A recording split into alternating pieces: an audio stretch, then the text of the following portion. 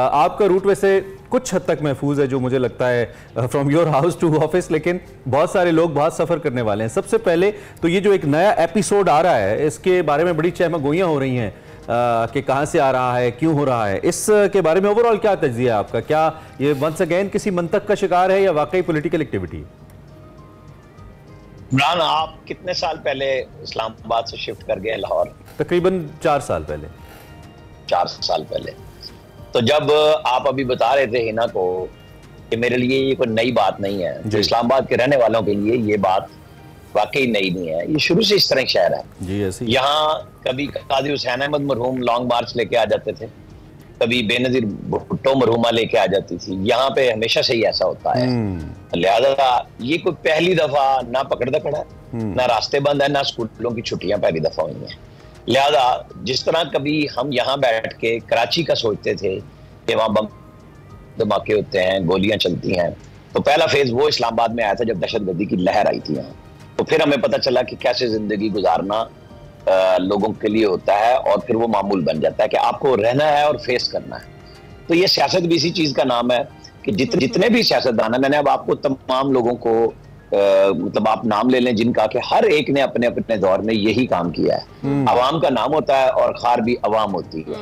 उन्हीं के लिए सारे दर्द दिल लिए बैठे हैं और मसाइल हल नहीं होते, आज तक उसी तरह चल रहे हैं। लिहाजा चाहे वो स्कूल की छुट्टी हो या रास्ते हो, ये अब आदी हो चुके हुए हैं कि रेड जोन ये है और फलां जगह पे आप जा सकते हैं, फलां जगह पे नहीं जा सकते। लेकिन क्योंकि बाहर के रास्ते बंद कर दिए गए हैं तो शहर में सुकून ही रहेगा। अभी तक तो है, आगे देखें दिन में क्या होता है। जब 4 बजे का टाइम होना है तरनौल जलसे का, कि वहां पे पीटीआई सियासी कुव्वत, क्योंकि दावा तो शुरू हो गया ना दोनों तरफ से कि हमने आने नहीं देना, और वो कहते हैं हमारे तो जलसे शुरू हो गए। तो ठीक है, बस फिर यही काम है। इस सारी सिचुएशन में तो वाकई वही चीज़ है कि पकड़ का मामला जो आपने कहा कि वो हमेशा से चलता है होगा। इंतजामिया का मौक़िफ़ अपनी तरफ से सही है कि बांग्लादेश की टीम मौजूद है, सिक्योरिटी सूरत हाल है, उसके पेश नज़र जो है नहीं किया जा सकता जलसा, लेकिन पाकिस्तान तहरीक इंसाफ डटी हुई है कि वो जलसा करके ही रहेंगे। कुछ हालात बिगड़ते हुए आप देख रहे हैं, या फिर आप कह रहे हैं कि रास्ते बंद है, वो आने नहीं देंगे और ये नहीं आ पाएंगे? आज आपको पता है कि तहरीके खत्म नबूवत उनका भी एक प्रोग्राम बना हुआ है रेड जोन में आने का, उसको अलग से बंद किया गया है। अगर 2 सियासी कुव्वतें एक दूसरे के सामने हों, तीसरे एक मेजबान टीम, मेहमान टीम आई हुई हो हमारे पास, और एक ऐसे मुल्क से आई हो जहां बहुत अरसे के बाद ऐसे हालात बने हों कि जो इंडिया के चुंगल से बाहर निकले हों, ऐसे में कोई भी शरपसंद कहीं पे भी कुछ भी कर सकता है। मैं इस बात का जवाब नहीं दे रहा कि जलसा क्यों कैंसिल किया। इस बात का जवाब पाकिस्तान आर्मी के DGISPR दे चुके हुए हैं कि आप माफी मांगें, सिद्ध के दिल से मांगें, और फिर सियासत करें और हुकूमतों से बात करें और अपनी सियासत कीजिए। इस बात को बिल्कुल मैं कोई वो नहीं कह रहा कि इसमें आप ये बात ढूंढें, लेकिन आज के दिन तो वाकई ये 2 इश्यूज हैं, बांग्लादेश की टीम और फिर सुप्रीम कोर्ट के पास पहुंचने के लिए तहरीके खत्म नबूवत के वर्करों का आना और फिर PTI का निकलना। तो ये वो इश्यूज हो सकते हैं कि हमारा दुश्मन इसमें काम दिखाए और जिम्मेदारी किसी के ऊपर भी डल जाए। तो हमारे लिए मसाइल बहुत होंगे। PTI ने सबसे पहला जो जलसा खुद रख के मनसूख किया था वो था मुहर्रम के अंदर। तो उसके बाद से 27वीं शब के ऊपर जो जलसा रखा था उन्होंने रमजान शरीफ में, फिर मुहर्रम, मतलब एक इत्तेफाक कह लें कि जवाज ये बन जाते हैं। लेकिन मैंने आपको सही बात बता दी है कि स्टेट के साथ जब लड़ाई है और खान साहब रोजाना की बुनियाद पे अपने मौके को बदलें कि फैज़ अमीर को पकड़ा है तो मुझे कोई मसला नहीं है। इस्लामाबाद की रिवायतों का जिक्र किया ना, ये भी इस्लामाबाद की रिवायत है कि जब भी कुछ ऐसा हो रहा होता है ना कोई तो आया ही होता है। डिप्लोमेटिक शहर है, हर वक्त कोई ना कोई सदर, वजीर आजम, वजीर खारजा, तो वो जमात अपनी मर्जी से ये कह देती है देखिए जी हमारे मेहमान आने वाले थे या आ रहे थे, और उसके बाद ये हो गया। लेकिन दूसरी जानिब जब वही जमात अपोजिशन में होती है तो आप अग्री करेंगे कि वो इस बात का ख्याल नहीं करती कि आज कोई मेहमान टीम है, क्रिकेट हो रही है, नहीं हो रही है, वो अपने लाएअमल के तहत चलती है। अब एक तो ये कि क्या जो मोतजज लोग हैं वो आके वो होता है ना मेन्यू के लिए कि एक उर्दू के लिए 1 दबाइए और पश्तो के लिए 2 दबाइए, तो क्या आज ये करेंगे कि खत्म नबूवत के लिए रेड जोन में दाखिल होने के लिए 1 दबाइए, यानी कि उसके लिए अलग फोर्स होगी और अलग इंतजामात हैं, और PTI के लिए अलग 1 दो में ये बता दें फर्स्ट इन्फॉर्मेशन क्या है। और दूसरी बात यह है कि अगर हम मजमूई तौर पर रवैये की बात करें तहरीक इंसाफ से, तो आपको किस हद तक ये लगता है कि ये अलार्मिंग हो सकता है? बल्कि आपकी इजाज़त से अगर आप इजाज़त दें तो मैं एक शॉट है हमारे पास जिसमें जो अली अमीर गंडापुर साहब थे सीएम केपी, उन्होंने बड़ा धमकी आमेज लहजे में ये बात की थी कि किसी का बाप हमें रोक नहीं सकता, और बड़ा तल्ख था उनका लहजा जो इस जलसे से पहले वो करे थे। जरा वो सुनवा देता हूँ आमिर साहब और फिर मैं इस पर जरा आपका जवाब देता हूँ। सुनाइए जी जरा वो। हमारा इस्लामाबाद में जलसा था, इस्लामाबाद मेरा भी दारुल खिलाफा है। अब किसी का बाप भी हमारी एनओसी कैंसिल नहीं करेगा, अब किसी का बाप भी हमें नहीं रोक सकता। अगस्त के आखिरी हफ्ते या सितंबर के पहले हफ्ते में वीकेंड के ऊपर हमारा इस्लामाबाद में जलसा होगा, जहां हमारी मर्जी है वहां पे होगा। कोई रोक सकता है तो रोक ले, चैलेंज करता हूं। जी आमिर साहब, देखिए, जब एक हुकूमती सरबराह यानी सूबे का सरबराह ये दावा करे कि वो दारुल खिलाफा हमारा भी है और रास्ता न निकले, और रास्ता निकालने की बात फौज ने बराह रास्त बताई भी है। मैं बार बार आपको बता रहा हूं कि आप इसको इस तरह इजी न लें, इसीलिए पीटीआई के लिए मुश्किल है और मुश्किल होती जाएगी, बढ़ती जाएगी, कम नहीं हो रही। क्योंकि इमरान खान साहब ने, आपको मैं अभी बात कर रहा था तो इमरान ने सवाल कर लिया और ये शॉर्ट भी सुनवा दिया कि जो मैं कह रहा था कि जनरल फैज हमीद की गिरफ्तारी पे उन्होंने कहा था ये उनकी मर्जी, उनका बंदा, और कल खान साहब बिल्कुल उससे उलट चले गए थे। तो आप ज़हन में रखें कि हालात उतने अच्छे नहीं हैं जितने पीटीआई बता रही है या वो समझते हैं। अभी आज अली अमीन गंडापुर ने चलना है, वो किस पे चढ़ाई करने आ रहे हैं? जब इस्लामाबाद में एनओसी मनसूख हो गया हुआ है, सिचुएशन खराब हो गई भी है और वो नहीं आने देंगे। अच्छा, वो आएंगे तो कहाँ जाएंगे? पहले भी 2014 में इमरान खान ने जब चौधरी निसार अली खान को ब्लैकबेरी पे लिखा था, टेक माई वर्ड्स, मैं यहाँ आपारा से आगे नहीं जाऊंगा, और जब वो पहुंच गए तो उन्होंने कहा नहीं मैं तो मैं रेड जोन जाऊंगा। उस वक्त आपको याद होगा कि चौधरी निसार बिल्कुल तैयार थे रोकने के लिए। नवाज शरीफ का मैसेज मरियम नवाज ने पब्लिक में किया था कि उन्होंने कहा है इन्हें मत रोकें क्योंकि खून खराबे का खतरा है, और उस दिन वाकई तैयारी की गई थी कि जो भी होगा, और फिर उनको रेड जोन में ला बिठाया गया था, और फिर वो कहां पहुंचने की तैयारी कर रहे थे, फिर क्या गए थे। अब ये सारी चीजें खुल खिला के सामने आ गई हुई हैं लोगों को कि 30 अगस्त को क्या प्लान थे, किसकी वजीर आजम के गिरेबान से पकड़ के घसीटना था, क्या था। तो आप इतने भी सादा नहीं है कि आप कहें कि हम हमेशा पुरअमन रहे हैं और आप पुरअमन होने की गारंटी दे सकते हैं। और 9 मई तो उसका बाप था, जहां पाकिस्तान की जितनी फौजी इंस्टॉलेशन थे, आपके बंदे 200 जगहों पे एकदम पहुंचते हैं और सारी मिलिट्री के ऊपर जाते हैं। तो अब ये इतना इजी नहीं है काम कि आप सिर्फ सियासत करने जा रहे हैं, लिहाजा धमकी भी दे रहे हैं और कहते हैं हम सियासत भी करेंगे। तो ठीक है, रियासत और सियासत अब दोनों आपस में देख लेंगे कि क्या करते हैं, हम और आप ऑब्जर्व करेंगे और बात करेंगे।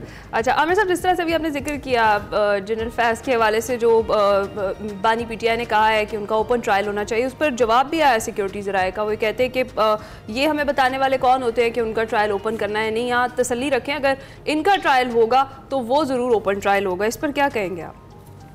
देखें, ये जवाब है क्योंकि सिक्योरिटी जराए से आया और सबने चलाया भी सही उसको। तो मैं जो बात आपसे कह रहा था वो यही कह रहा था कि अब चीजें उतनी नहीं रही सहल जितनी समझी जा रही थी, और खान साहब को भी समझ आ गई है। हमारे इमरान असगर जो है, आज हम तीन दफा इमरान कर रहे हैं, कहीं इमरान हसन, कहीं इमरान असगर, कहीं इमरान खान। तो वही मैं कह रहा हूँ ना, इमरान हो रही है। तो वो कल बता रहे थे कि इमरान खान साहब की body language day by day down होती जा रही थी। अच्छा। जो इंफॉर्मेशन का सिलसिला उनके पास मौजूद था वो सारा रुक गया हुआ है, और कल उन्होंने बाकायदा तौर पे जो इंतजार पंजोथा और नईम पंजोथा हैं उनके नाम दिए कि उन्हें क्यों नहीं आने दे रहे अंदर। क्योंकि एक वो सर्कल है जिसकी अभी जराए से सिर्फ खबरें आई हैं कि वो जो डिप्टी सुपरिटेंडेंट जेल और उनका सिस्टम था वो उनके साथ चल रहा था जेल के अंदर, और जब वो आते थे तो उन्हें सारी बात पता होती थी कि क्या हुआ है और क्या नहीं, और वो तबसरा करते थे मैं अखबार में पढ़ के आया हूँ, और जिस अखबार का नाम लेते थे उसमें वो खबर नहीं होती थी। ये भी बड़ा चेक किया गया। तो अब जो बाकी बात वो करते थे वो इन 2 लोगों से करते थे, उनको भी इंतजामिया ने अंदर नहीं आने दिया, क्योंकि वकीलों के जो प्रोफार्मे हैं, वो वकालतनामे हैं, वो तो बेशुमार लोगों के भरवाए गए। तो कल अली जफर साहब को आने दिया गया था, जो बिल्कुल सादा बात करते हैं, सही बात करते हैं, अपनी पार्टी के साथ लॉयल हैं, लेकिन वो इस किस्म के कामों में इन्वॉल्व नहीं है, क्योंकि जो मेन वकील थे उस केस के 190 मिलियन पाउंड के, वो हाई कोर्ट में बिजी थे। ठीक है, खान साहब ने कल किया और बड़े नरेट किया, ये जो अभी धरना है, क्योंकि मैं असल में थोड़ी सी कंफ्यूजन है मेरे जहन में। वो कंफ्यूजन ये है कि अब से कुछ अर्सा पहले यहाँ पे मैं और आप ही इस बात पे डिस्कस कर रहे थे, और डिफरेंट चैनल्स के ऊपर हमारे तबसरा निगार जो हैं कि खान साहब ने खुद कहा है कि जी अब कोई आप टक्कर ना लें, कोई आप ऐसी चीज़ ना करें जिससे फौज ऑफेंड हो या एस्टेब्लिशमेंट ऑफेंड हो, और वो हमारी फौज है। और फिर उनकी अपनी स्टेटमेंट्स भी अभी रिसेंटली एक दो आपको याद ही आई हैं जिसमें उन्होंने एक बड़ा पॉजिटिव एंगल इख्तियार किया, हालांकि पहले नहीं था, पहले वो उनका रवैया और लहजा मुख्तलिफ था। लेकिन अब दोबारा जब ये सूरत हाल बन रही है तो क्या खान साहब को या पीटीआई को ये लास्ट रिजॉर्ट के तौर पे नजर आ रहा है कि खैबर पख्तूनख्वा से अब लोग आएँ, सॉर्ट ऑफ इन्वेड करें सारी सूरत हाल को? अब ये लास्ट उनके पास आपको ऑप्शन नजर आ रही है, इसलिए अब ये आखिरी इकदाम लेने जा रहे हैं, या ये महज प्रेशर टैक्टिक है? नहीं, देखिए वो 9 मई से लेके आज तक दोनों काम ही करते आ रहे हैं बैक वक्त। उन्होंने जहां कहा, लेकिन कल ही उन्होंने कहा कि मुझे अरेस्ट करने का ऑर्डर नंबर 1 का था, यानी आर्मी चीफ का था। वो 2 हफ्ते पहले, 1.5 हफ्ता पहले सपे सलार भी थे और उनसे बात भी करनी थी और साथ धमकी भी मौजूद थी। और आज फिर उन्होंने वही काम किया जो, मतलब आज मैं कह दूं कि हम बात कर रहे हैं, ये कल की बात है। उन्होंने कहा कि मुझे पकड़ने वाला वही था और ये ऑर्डर वहीं से आए थे, किसी की जरूरत नहीं थी कि रेंजर्स ऐसे आ जाते। तो वो दोनों काम ले रहे हैं, फ्रस्ट्रेशन का विष्कार है, ज़ाहिर है 1 साल से ऊपर हो गया। उनके वकला ने, उनके मिलने वालों ने उनको मुख्तलिफ तारीखें दी हुई हैं, आप और हम सब जानते हैं। ज़ाहिर है एक उस बंदे के लिए मुश्किल हो जाती है कि मुझे हर दफा ये बताया जाता है कि बस अब आप रिहा हुए, अब आप रिहा हुए। फिर हाई कोर्ट का जो स्टे आया था उसने भी एक उम्मीद जगाई थी उनकी कि बस अब तो 190 मिलियन पाउंड तो गया, बस अब सिर्फ मिलिट्री वाला कस्टडी का मामला रह गया, जो कि उनको नजर भी आ रहा है, जिसपे वो बोल भी रहे हैं। लेकिन वो कल हाई कोर्ट ने इसमें इतना ही खत्म कर दिया और कल 8वीं दफा यानी गुज़श्ता रोज उनका जो आखिरी गवर्नमेंट का यानी नैब का गवाह है उस पर बहस नहीं हो सकी, वो कल होनी है। अब कल फिर रखा हुआ है वो केस, और वो कहां तक जाता है, क्योंकि उसमें इसके बाद इमरान खान साहब ने एक सरप्राइज का कहा हुआ है कि मैं ऐसा गवाह दूंगा कि आप सब हैरान रह जाएंगे। तो वो सरप्राइज भी इस जगह पे मुकम्मल होने के बाद खान साहब के ऊपर आएगी कि वो कितने गवाह देते हैं और उसके बाद उसको निमटना है केस को। तो ये चीजें इकट्ठी हो रही हैं, उसी में उनकी पार्टी भी जाहिर है, और पार्टी की लोगों को होना चाहिए अपने लीडर के साथ, इसमें कोई बात नहीं है। लेकिन असल इशू ये है कि आप सियासत कीजिए, सियासत के लिए रास्ता बनाइए, दीवार में टक्कर मारने से। आखिरी सवाल ये कि बाकी सारी बातें अपनी जगह, रियासत दफ़ा 144 भी लगा रही है, लेकिन रियासत ये भी नहीं कर सकती कि खैबर पख्तूनख्वा के किसी शहरी को इस्लामाबाद आने से या पंजाब आने से रोके। कानून के मुताबिक वो पाकिस्तान के किसी कोने में मैं जाना चाहूँ, आप जाना चाहें, ये उसका राइट है।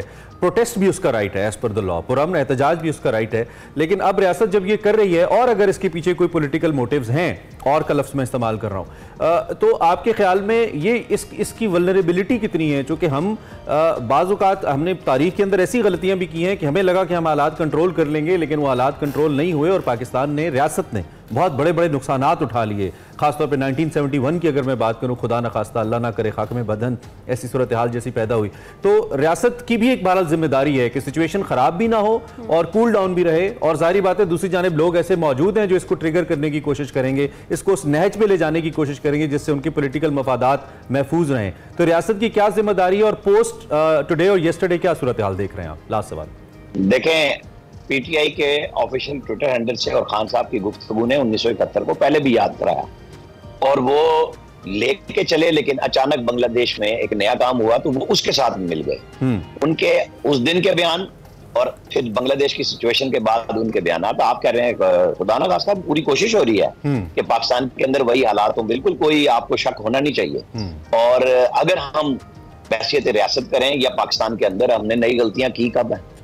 हमने हमेशा वही काम किया है जो शुरू से करते आ रहे हैं और नहीं हटते हम। लिहाजा कोई भी ऐसा सिचुएशन से बचने के लिए यही हो सकता है कि सब फ्रीक एक एक कदम पीछे हटें, सिद्ध के दिल से पाकिस्तान के लिए बात करें। उसमें तमाम सियासी जमातें, तमाम हुकूमतें और रियासत के इदारे, चाहे वो फौज हो, वो अदलिया हो, सबको सोचना चाहिए। लेकिन ऐसे नहीं है। मौलाना फजलुर रहमान को समझ आ गई कि मुझे दूसरा अतायुल कादरी बनाने की कोशिश हो रही है और वो पीछे हट गए कि मैं जो हमारे मुश्तरका नुकात हैं उस पर जिद्दोजहद के लिए तैयार हूं, लेकिन आपके अलायंस में नहीं आऊं। ठीक है, ठीक है। ये समझ खुद ही आ गई मौलाना को या किसी ने उनको समझाया आके? This is important. ये शायद आपके जहन में सवाल हो, जब उनको मेहमान के तौर पे बुलाएं सुबह सुबह किसी दिन नाश्ते पे, अच्छा सा इंतजाम करें और पूछें उन्हें कि जी आपको कुछ समझा सकता है। हमें आप बहुत सारी बातों की सीधे जवाब नहीं देते, मौलाना तो ज्यादा तजर्बेकार है सियासत का। मैं ये नहीं, मौलाना ने घाट घाट का पानी पिया हुआ है। जी ऐसी है। वो अपने बचपन से सियासत करते आ रहे हैं, तो उनको पता है कि मुझे इस्तेमाल होना है या इस्तेमाल करना है। ठीक है आमिर साहब, ठीक है। थैंक यू वेरी मच जी, बहुत शुक्रिया आप हमारे साथ मौजूद। मेरी इलियास राना।